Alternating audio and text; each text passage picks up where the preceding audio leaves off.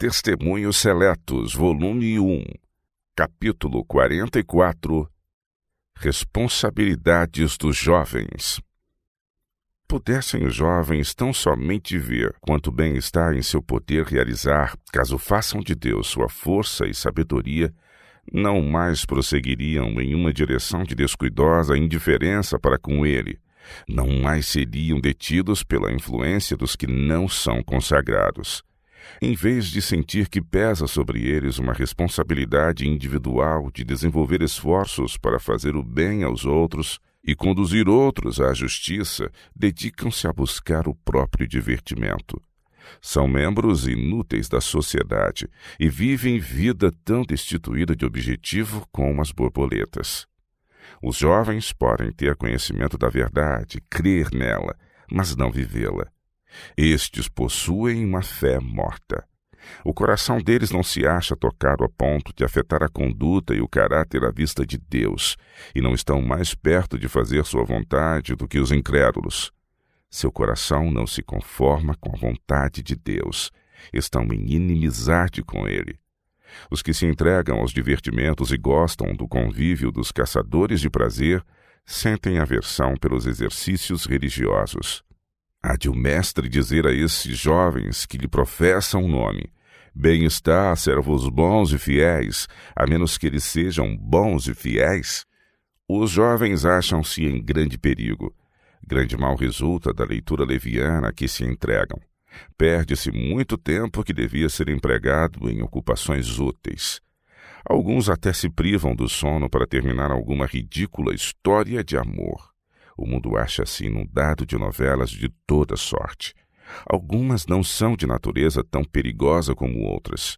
Umas são imorais, baixas e vulgares, outras revestem-se de mais refinamento.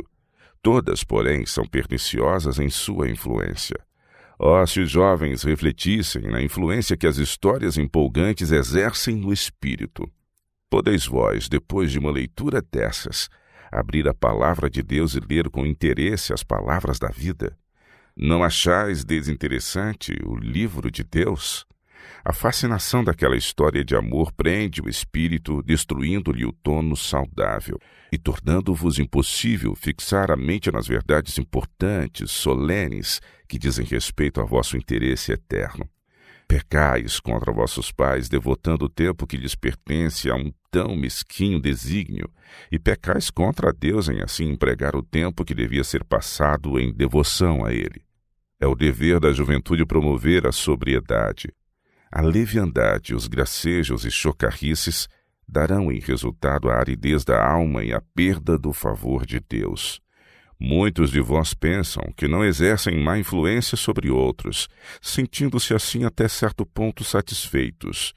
Mas caso exerceis influência para o bem, buscais em vossas conversas e atos conduzir outros ao Salvador, ou se eles professam a Cristo, levá-los a andar mais achegados a Ele. Os jovens devem cultivar um espírito de devoção e piedade. Não podem glorificar a Deus a menos que mirem continuamente atingir a plenitude da estatura de Cristo, a perfeição em Cristo Jesus. Que as graças cristãs se encontrem abundantemente em vós. Consagrai a vosso Salvador as melhores e mais santas afeições. Prestai inteira obediência à sua vontade. Ele não aceitará nada menos do que isto. Não vos movais de vossa firmeza pelos escárnios e zombarias daqueles cuja mente se acham entregue à vaidade. Segue a vosso Salvador tanto na má como na boa fama.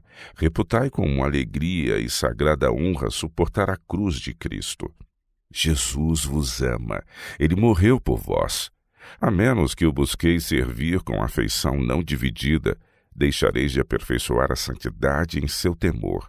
E sereis, afinal, obrigados a ouvir as terríveis palavras: apartai-vos.